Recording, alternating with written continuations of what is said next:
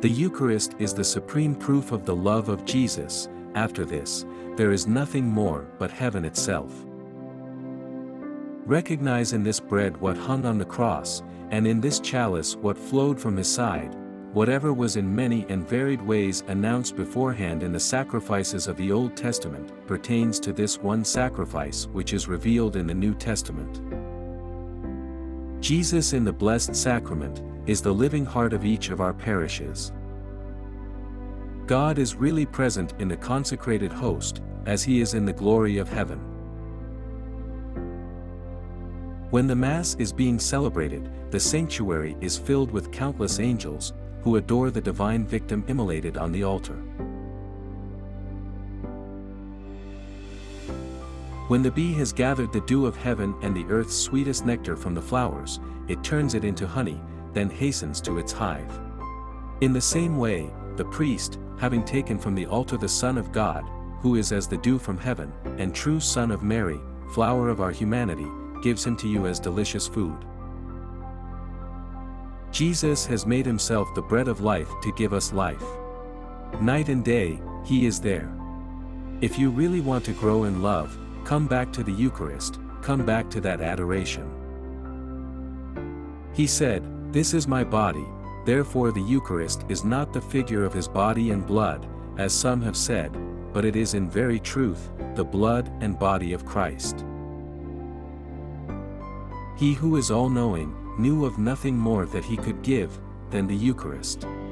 He who is all-powerful could not do any more than he does in the sacrament, and he who is all-loving had nothing more that he could give. The Eucharist is a divine storehouse filled with every virtue. How many of you say, "I should like to see his face, his garments, his shoes"? You do see him, you touch him, you eat him. He gives himself to you, not only that you may see him, but also to be your food and nourishment.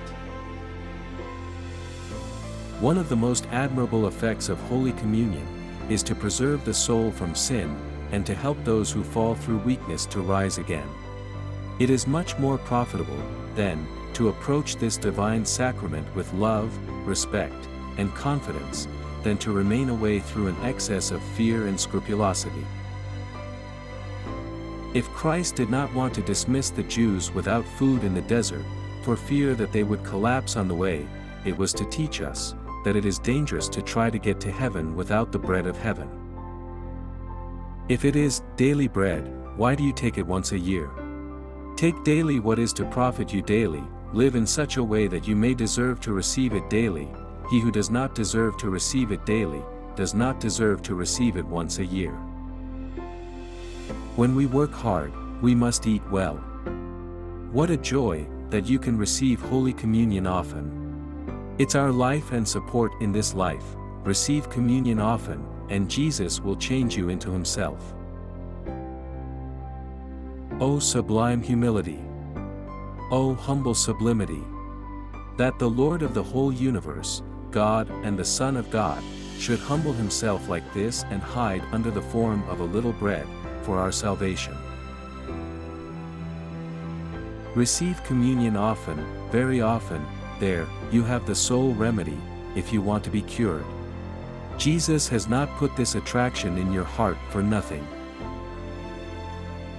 When you have received him, stir up your heart to do him homage, speak to him about your spiritual life, gazing upon him in your soul where he is present for your happiness.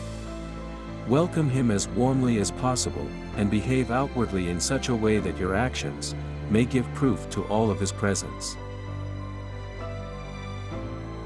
With all the strength of my soul, I urge you young people to approach the communion table as often as you can. Feed on this bread of angels, whence you will draw all the energy you need to fight inner battles. Because true happiness, dear friends, does not consist in the pleasures of the world or in earthly things, but in peace of conscience, which we have only if we are pure in heart and mind.